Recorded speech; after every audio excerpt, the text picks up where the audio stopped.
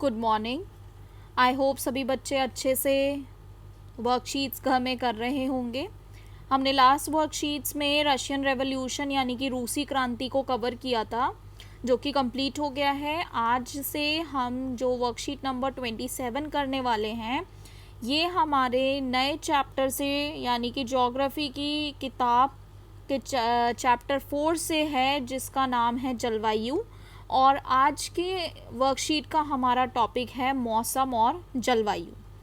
ज़्यादातर लोग मौसम और जलवायु का जो अर्थ है एक ही समझते हैं और इसको कभी कभी एक साथ इस्तेमाल कर लेते हैं, लेकिन ज्योग्राफी का स्टूडेंट होते हुए हमें मौसम और जलवायु में जो अंतर है उसको समझना बहुत ज़्यादा ज़रूरी है। तो आज की वीडियो के बाद मैं ये आशा कर सकती हूँ कि आप लोगों को इन दोनों में ही जो अंतर है वो अच्छे से समझ में आएगा। इन केस अगर आपके दिमाग में कोई भी डाउट आता है तो आप इसका क्वेश्चन ग्रुप में लिख सकते हैं। तो सबसे पहले हम इस चैप्टर को शुरू करने से पहले हम ये जानने की कोशिश करेंगे कि मौसम और जलवायु में आखिर अंतर क्या है। यानी कि मौसम मतलब वेदर और जलवायु मतलब क्लाइमेट। चलिए अब हम ये प्रयास करेंगे जानने का। आगे बढ़ते हैं। ये हम देख रहे हैं कि एक लड़का है, वो बारिश में खड़ा है। तो हम ज़्यादातर ऐसा बोलते हैं कि आज बारिश वाला मौसम है, आज बड़ी धूप है, गर्म मौसम है, आज जो मौसम है वो बहुत ठंडा है। हम कई बार ऐसे शब्द यूज़ करते हैं कि आज का मौसम ऐसा है, आज का मौसम वैसा है, कल का मौसम बहुत बेकार था, ऐसे भी हम शब्दों को इस्तेमाल करते हैं। तो मौसम जो है वो हर पल हर क्षण बदलता है। जैसे मान लीजिए कि अभी हम मान लेते हैं कि जैसे मौसम जो है थोड़ा धूप सी है, तो हम ये मान सकते हैं कि आगे हो सकता है 2 घंटे बाद या 3 घंटे बाद बारिश हो जाए, तो हम क्या बोलेंगे, एकदम से मौसम बदल गया। तो हमें ये याद रखना है, मौसम शब्द का इस्तेमाल एक विशेष समय और एक विशेष क्षेत्र के लिए इस्तेमाल किया जाता है। यानी कि एक पर्टिकुलर टाइम में या एक पर्टिकुलर एरिया में यानी कि प्लेस पर मौसम क्या है, बदल सकता है। ये एक सीमित क्षेत्र के लिए जो है यूज़ किया जाता है। जैसे एक शहर का मौसम कैसा है, एक गाँव का मौसम कैसा है, या मोहल्ले का मौसम कैसा है, वो भी एक पर्टिकुलर टाइम में यह पल प्रतिपल बदल सकता है। क्या मौसम, जैसे कि एक ही दिन में हमारे पास कभी धूप, कभी आंधी, कभी बारिश, तो ये सब क्या है, मौसम का पार्ट है। मौसम एक छोटे एरिया, एक छोटे टाइम पीरियड में बदल सकता है। जैसे आप देख रहे हो, ये टीवी रिपोर्टर है, बता रहे हैं कि भाई दिल्ली का मौसम कल कैसा होगा, या चेन्नई का मौसम कल कैसा होगा। यानी कि मौसम क्या है, हर पल हर क्षण या कल या परसों कभी भी बदल सकता है। लेकिन सबसे इम्पॉर्टेंट है जलवायु, कि जलवायु जो है उसका मतलब क्या है। जलवायु जो है वो एक छोटे समय में नहीं बदलता, ये बल्कि लंबे समय तक एक जैसा रहता है, 30 से 40 वर्ष तक एक जैसा रहता है। और ये किसी छोटे एरिया के बारे में नहीं बताता है, ये बड़े एरिया के बारे में बताता है। जैसे मैंने मौसम की बात की, तो मैंने अपने दिल्ली में मौसम ऐसा है की बात की, लेकिन जब मैं जलवायु के बारे में बात करूंगी तो मैं बात करूंगी भारत की जलवायु कैसी है, अफ्रीका की जलवायु कैसी है, यूएसए की जलवायु कैसी है, कनाडा की जलवायु कैसी है। बड़े बड़े एरियाज़ के बारे में बात कर रही हूँ। और जब बड़े एरियाज़ की जो मैं बात कर रही हूँ, तो ये लंबे समय तक यहाँ पर जलवायु कैसी है उसके बारे में बात कर रही हूँ। तो किसी विशाल क्षेत्र में लंबी अवधि तक जो मौसम की अवस्थाओं के कुल औसत को हम जलवायु कहते हैं, कि वहाँ पर जो रेगुलर टाइम से मौसम बना हुआ है, 30 से 40 साल तक जो बना रहता है, उसके औसत को हम जलवायु यानी कि क्लाइमेट बोलते हैं। जलवायु जो है वो काफ़ी लंबे समय तक एक जैसा होता है। एक लंबे क्षेत्र के बारे में बात करते हैं, जैसे एक देश के बारे में, या जैसे कई सारे देश के बारे में, जैसे मैं बात कर सकती हूँ एशियन स्टेट्स के बारे में, एशियन कंट्रीज़ के बारे में, आई एम सॉरी, तो यह लंबे समय तक एक सी बनी रहती है। उदाहरण के लिए जैसे भारत की जलवायु कैसी है, मॉनसूनी। अब मॉनसून का मतलब ज़रा समझेंगे। वैसे तो मॉनसून शब्द की उत्पत्ति जो है वो अरबी शब्द से हुई है, जिसको मौसम कहा जाता था और जिसका शाब्दिक अर्थ मौसम है।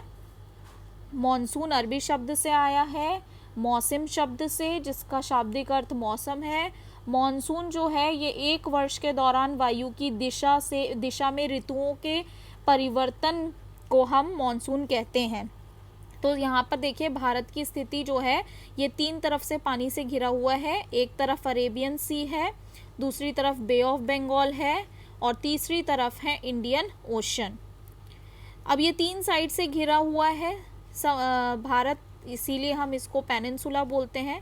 जब अरेबियन सी से हवाएं चलती हैं, देखो वायु की दिशा कैसी है, अरेबियन सी से भारत की तरफ आती हैं हवाएं।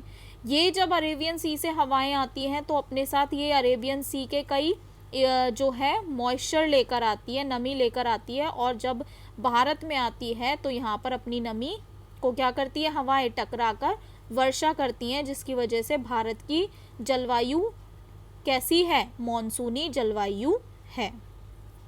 अब हमें जो सबसे इम्पॉर्टेंट पार्ट है इसमें समझने का वो हम समझ चुके हैं। वेदर यानी कि मौसम हर पल हर क्षण बदल सकता है। जैसे यहाँ पे देख रहे हैं कि वेदर कैसा है, आंधी आई हुई है, आंधी थोड़ी देर में ख़त्म हो जाएगी, मौसम बदल जाएगा। लेकिन जो क्लाइमेट है यानी कि जलवायु, ये पृथ्वी की जलवायु अलग अलग हिस्सों की एक लंबे समय तक एक जैसी रहती है। ये हमने अंतर समझा। तो मैं यदि कल बोलूँ कि मौसम कि कल वर्षा होगी तो मैं आप क्या शब्द इस्तेमाल करेंगे कि कल का मौसम बदल सकता है। जलवायु नहीं बदलेगा, क्लाइमेट नहीं बदलेगा, क्या बदलेगा, मौसम बदलेगा। अब हम पढ़ रहे हैं कि जलवायु को प्रभावित करने वाले कौन कौन से कारक हैं, किसकी वजह से जलवायु एक जैसी रहती है। तो पहला है अक्षांश। जैसा कि आप यहाँ पर देख रहे हैं, आपको एक रेड लाइन दिखाई दे रही है, ये है भूमध्य रेखा। भूमध्य रेखा पर सूरज की जो किरणें हैं वो डायरेक्ट फॉल करती हैं, जिसकी वजह से सूरज की डायरेक्ट किरणों के पड़ने की वजह से ये जो भूमध्य रेखा के पास का जो एरिया होता है वो बहुत ज़्यादा गर्म होता है। इसीलिए भूमध्य रेखा के पास वाले जो कंट्रीज़ होंगे उनकी जलवायु कैसी होगी, गर्म होगी। जैसे मान लीजिए आप रह रहे हैं ब्राज़ील में, तो आप इस कंट्री में रह रहे हैं, ये कंट्री भूमध्य रेखा के पास है, तो यहाँ की जलवायु कैसी होगी, सालों साल 30 साल 40 साल गर्म ही रहेगी, ये बदलेगी नहीं। तो अगर आप ध्रुव की तरफ जाएंगे यानी कि पोल्स की तरफ चले जाएंगे तो पोल्स की तरफ जाते जाते जलवायु कैसी हो जाती है, ठंडी, क्योंकि यहाँ पर सूरज की रोशनी डायरेक्ट फॉल्स नहीं करती, यानी कि डायरेक्टली नहीं आती है, थोड़ा इनडायरेक्टली आती है, जिसकी वजह से यहाँ पर ठंडा होता है। इतना भी ठंडा हो जाता है कि जब हम ध्रुव यानी कि पोल्स तक पहुँचते हैं कि यहाँ पर बर्फ़ जमने लगती है। नीचे सदर्न पार्ट में भी ऐसा ही होता है। जैसे जैसे हम पोल्स यानी कि ध्रुव तक पहुँचे तो जलवायु कैसी हो गई, ठंडी, इतनी ठंडी कि पूरा अंटार्कटिका कैसा है, बर्फ़ से जमा हुआ है। तो हमें ये समझ में आया कि हम यदि भूमध्य रेखा के पास वाले एरियाज़ में हैं तो उन कंट्रीज़ की जलवायु गर्म होती है। जैसे जैसे हम ध्रुव की तरफ जाते हैं यानी कि पोल्स की तरफ जाते हैं तो जलवायु कैसी हो जाती है, ठंडी हो जाती है। आगे हम पढ़ रहे हैं समुद्र तल से ऊंचाई। समुद्र तल से जैसे जैसे हम ऊंचाई की तरफ बढ़ते हैं तो वायुमंडल में सघनता कम होती है और तापमान घट जाता है। जैसे कि हम नीचे से ऊपर की तरफ जाएंगे, ऊपर ऊंचाई की तरफ जाएंगे तो टेम्परेचर क्या होता है, कम होता जाता है और ठंडा होता जाता है। नीचे उतरेंगे टेम्परेचर बढ़ जाएगा यानी कि गर्म हो जाएगा नीचे वाले एरियाज़ में।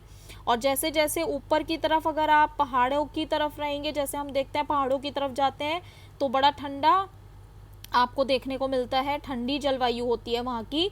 और जब हम प्लेन्स एरिया पे आ जाते हैं, समुद्री तल के बराबर वाले एरियाज में आ जाते हैं, तो वहाँ गर्मी अधिक मिलती है।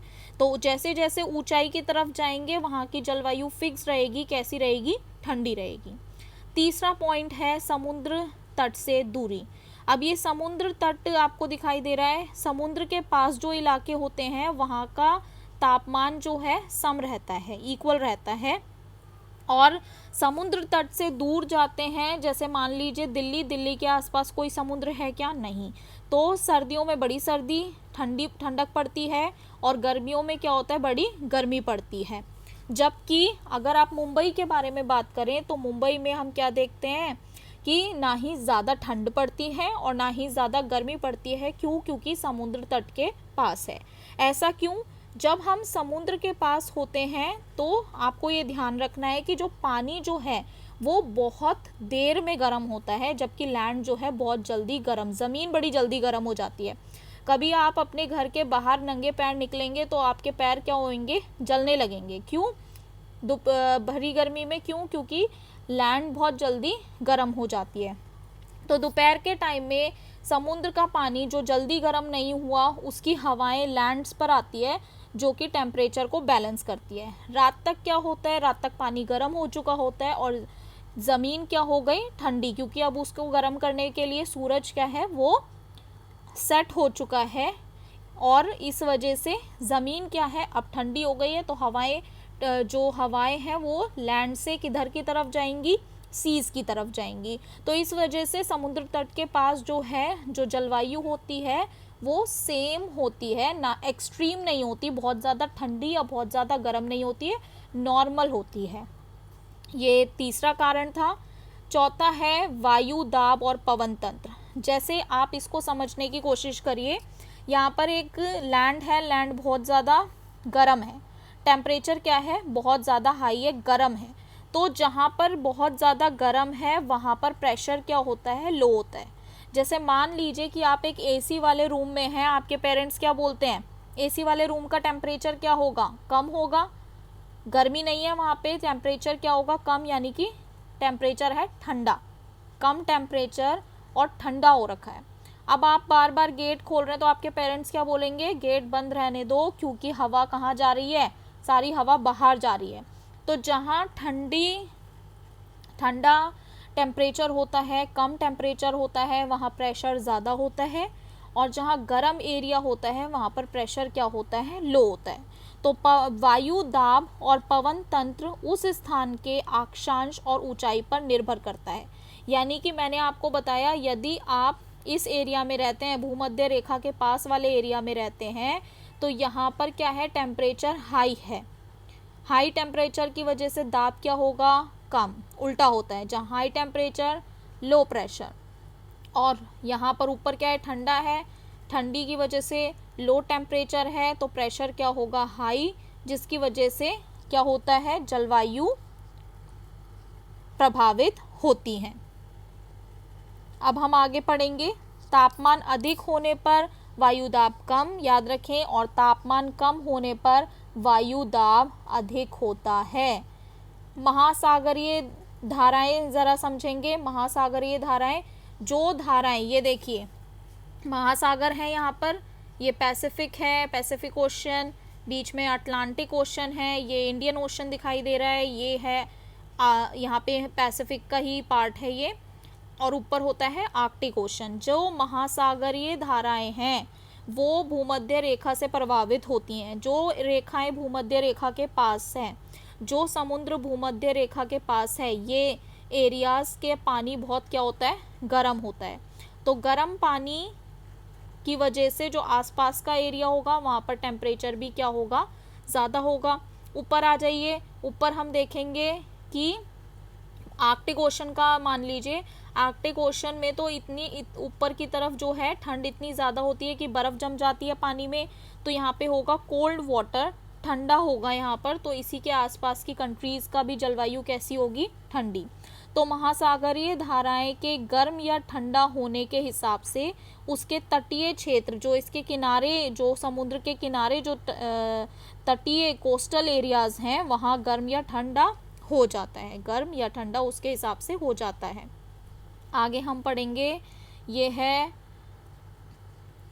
दिस वन, इसको हम बोलते हैं रिलीफ फीचर्स। किसी स्थान पर ऊंचे पर्वत गर्म या ठंडी हवा को रोकते हैं। ये हमें पता है, जैसे हिमालय जो है वो हमारे को जब सर्दियाँ शुरू होती है तो ठंडी हवाओं को रोकते हैं, और जब गर्मियाँ शुरू होती हैं तो लू से भी हमारे देश को बचाते हैं। और ये सबसे इम्पॉर्टेंट ये है कि प्रेसिपिटेशन भी यहाँ पर क्या होता है, हाई। जैसे आप देख रहे हैं कि माउंटेन के इस तरफ विंडवर्ड साइड जब हवा चलती है तो इस तरफ वर्षा होती है, और जब हम लीवर्ड साइड आ जाते हैं तो वर्षा क्या होती है, कम होती है। तो जलवायु प्रभावित होती है इस तरीके से। किसी स्थान पर ऊंचे पर्वत गर्म या ठंडी वायु की गति को अवरुद्ध कर सकते हैं, जलवायु इससे प्रभावित होती है। और जो प्रेसिपिटेशन है, जो वर्षा वाले जो वायु के मार्ग को रोक कर वर्षा करवा सकते हैं। एक एरिया में वर्षा होती है, दूसरे एरिया में वर्षा नहीं है। It causes precipitation if they are high enough and lie in the rain bearing winds. तो ये कुछ हमने कारक पढ़े। महासागरीय धाराएं, ये वाला था वायु दाब और पवन तंत्र। हमने समुद्र तट से दूरी पढ़ा, समुद्र तल से ऊंचाई, जैसे जैसे ऊंचाई पे जाएंगे जलवायु आपको ठंडी मिलेगी। अक्षांश हमने पढ़ा, यदि आप भूमध्य रेखा के पास हैं तो कैसी जलवायु होगी, गर्म, और अगर ध्रुव की तरफ, पोल्स की तरफ जाएंगे तो जलवायु कैसी होगी, ठंडी। तो जलवायु लंबे टाइम तक एक जैसी हो